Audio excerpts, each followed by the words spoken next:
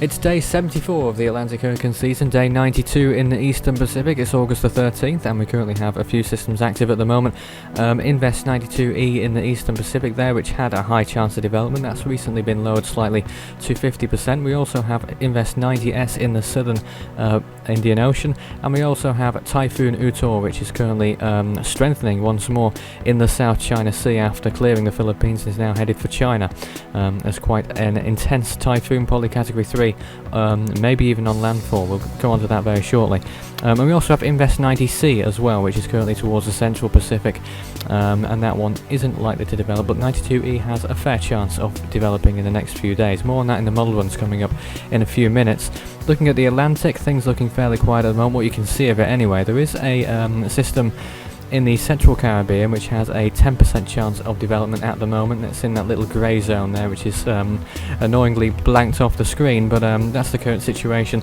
Nothing else of interest. And in the Indian Ocean we currently have an Invest active at the moment, Invest 90S, which is currently in the Southern Indian Ocean, south of the equator. So we're still off season in that region, but you do get the odd storm that forms in August, but this one is not going to be one of them. So looking at the sea surface temperatures then, you can see the Eastern Pacific first of all. You can see towards 5 degrees north in particular, warm waters around here, around 28 degrees generally, and off the Mexican coastline, warmer waters here, and in the Gulf of Mexico too, warm waters of around 28 to 30 degrees generally, especially towards the northern half of the Gulf of Mexico, which could play its part if a storm forms in that region in a few days' time. In the Western Pacific, where the current storm Utor is, very warm waters here as well, around 28 to 30 degrees generally, which is certainly enough for development, conducive enough for storm development. This is Typhoon Utor. The Philippine name was Labuyo, obviously made landfall in Luzon not too long ago. The wind's currently 105 miles per hour, which is 5 miles per hour above what it bottomed out at. And the pressure's 956 millibars, positions 18.1 degrees north, 116.9 degrees east. And is expected to move towards the west-northwest, becoming a category 3 storm. That's the likelihood now, that's a likely possibility, and then making landfall in China, probably as a category 2 storm as it passes Hainan, probably weakening the storm due to land interaction, and then eventually weakening into a depression and then dissipating over China, but we're looking at a typhoon landfall at this point. So orange typhoon warnings are in effect for parts of southern China. That's the second highest warning, the second serious, and that's the current situation in China. Orange typhoon warnings, red is the highest, and yellow is below that, but orange typhoon warnings there. Expecting winds of typhoon strength 75 miles per hour or more. Signal 3 warning currently in effect for Hong Kong, that may be raised in due course, and Signal 1 warnings in effect for Macau at the moment as well. And the storm could affect all of these regions along the whole of the southern Chinese coast, if not in the winds, in rains or indeed storm surge as well perhaps, causing some local flooding or indeed widespread flooding as the case may be. Looking at the shear map then, things fairly quiet towards the north of the storm. There was a lot of shear here in the last update, but it has backed off towards the northeast, and it's paving the way for more storm development as it heads towards the Chinese coastline. Low shear and decreasing in the path of the storm at the moment. And this is the current water vapour imagery as well. You can see across the whole of the Western Pacific, very moist conditions occurring at the moment. Only 1 or 2 dry pockets, but where the storm is at the moment, Utor, you can see how large a system it is in terms of its moisture distribution over pretty much the whole of the South China Sea. And this is the Pacific overview of the past 24 hours or so from its landfall in the Philippines, and you can see it's become much more larger as it's emerged into the South China Sea, and you see it developing an eye once more as it moved over the South China Sea in the past few hours. You can see it forming there and disappearing again just for a little while. It'll be interesting to see how that one plays out. And this is the current floater imagery. You can see it more clearly here in the IR imagery, the infrared imagery, as the storm moves towards the west-northwest, towards the Chinese coastline. Expected to pass Hainan Island quite closely, but won't be a landfall or indeed a half landfall or a brush or a strike or whatever, but it will make landfall in China as a typhoon, probably category 2 or maybe even cat 3. And this is Invest 92 at the moment. You can see how it flared up not too long ago, but it is waning again. You can see here dry air off to the northwest.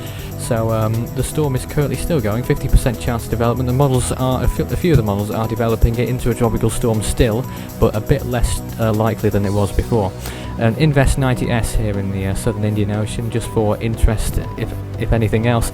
Not likely to develop, but you can see it's trying to, but I don't think we'll get any development of this storm in the South Indian Ocean at the moment. It's just too early for the time of year, to be quite honest. The season kicks in around there, in around September, October time. And looking at the model ones then, the CMC takes the current storm 92E off out to the Central Pacific and develops an Atlantic storm as well. I think it's the one that's currently located in the Caribbean, developing it into a storm before making landfall on the Yucatan Peninsula, and then making a second landfall as a hurricane on the Gulf Coast, in the Gulf Coast states around Mississippi, Alabama region. The ECMWF model has a possible system in the Eastern Pacific as well. Indeed, it develops it into a hurricane towards the end of that run and could provide a little bit of a scare for the Baja California Peninsula. But as for Atlantic development, it isn't too persistent in developing anything over there. The GFS model has backed away a little bit from its prediction in the last bulletin, but it still develops a storm in the Atlantic, a fairly weak one by the looks of things, but moving through the Gulf of Mexico and making landfall in the Florida Panhandle region. And the NAVGEM model as well also develops a system moving through the Yucatan Peninsula, and then a very weak system moving northwards into Louisiana by the looks of things. That would be our next storm in the Atlantic. So you have 3 on board there for a storm, and indeed a wave moving through the central Atlantic as well, which could also develop in the next few days. The GFDR model then for 92E eventually develops into a storm, not immediately, or indeed not until it passes Hawaii. It develops it into a tropical storm, but it does get named eventually. The HWRF model, I believe, might be fairly similar. In fact, I don't think it develops it at all into a tropical storm, maybe a depression, but no named storm according to the HWRF model for that one. So this is the current intensity comparisons for the current Invest 92E. Most models don't intensify it that much to a depression, maybe a minimal tropical storm, borderline tropical storm I should say, over the next 5 days or so. Looking at the track forecast, you can see most forecasts take it out pretty much due west, certainly towards the south of the Hawaiian Islands. Won't affect the islands too much, even if it does pass just very close to the south like the red line shows. And this is the wind shear forecast as well, dipping to a low in the next day or so and then rising again gradually, but rather steeply towards the end there, and will probably cripple the storm in earnest.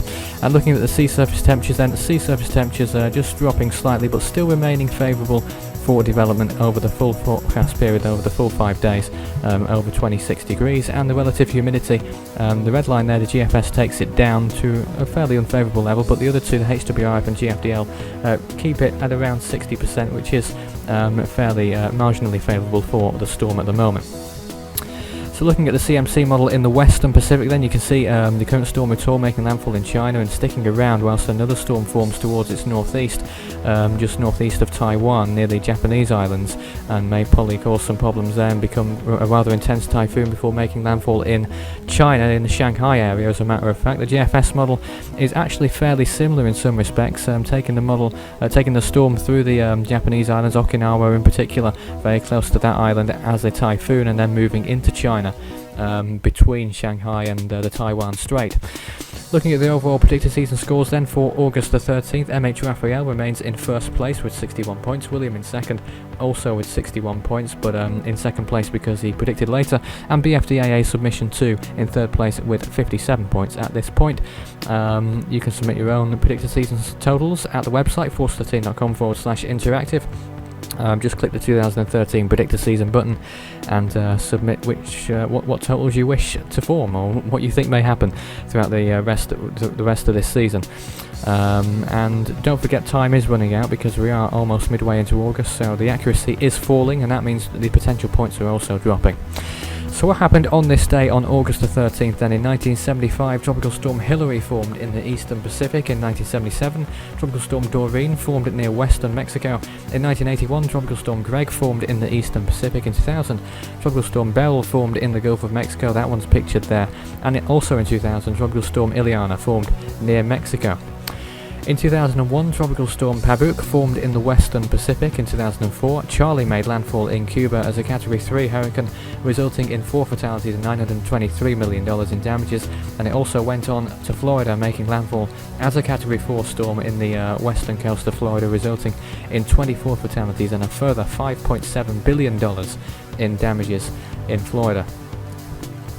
Also that year, quite a few other things happened. Danielle formed, Earl also formed on that day in the Atlantic. Tropical Storm Meggie formed in the Western Pacific on that day as well in 2004. In 2007, Tropical Storm Dean formed in the Central Atlantic. In 2008, Tropical Storm Iselle formed in the Eastern Pacific. In 2009, Tropical Storm Maka crossed the international date line into the Western Pacific. And in 2011, Tropical Storm Gert formed in the Atlantic on this day, August the 13th. And don't forget, you can track any storm that forms, or indeed ones that are currently active, at the website force13.com/stormtracking.html. That's the main page for the storm tracking information. And indeed we do have storms to track at the moment, not only the Invest, but Utor, of course, which is on its way to China. Obviously we need to keep that one updated on the website, and do check it out during the day, during this next 24 hours between now and the next bulletin, because that's where we'll have the latest updates on that storm in particular. Obviously could prove to be a rather hazardous conditions in China in particular as a result of this storm making landfall in the next 2 days or so. But that's the current situation on the website. You can go on there and see the current situations in terms of wind speed and the warnings in brief, and then go more in depth to the actual storm tracking pages where you can see the track and the warnings in more detail. And you can also visit us on our 3 social mediums: YouTube, Facebook and Twitter. We're on all 3 of those. Just search us, you should find us fairly easily enough. And please do show your support by doing the usual means of engagement by liking, subscribing, following, favoriting, and something else which I usually forget at this point. I'm trying to count them on my fingers as I do this, but I've forgotten again. 104 days until Hurricane Week again in 2013. This is the second one that we're doing, the second annual Hurricane Week. That's in the end of November. Visit the website to find out more. hw2013.html is the extension there. And we do need your help and collaboration as well. So if you live in a storm-prone location, please do feel free to send in a message by email.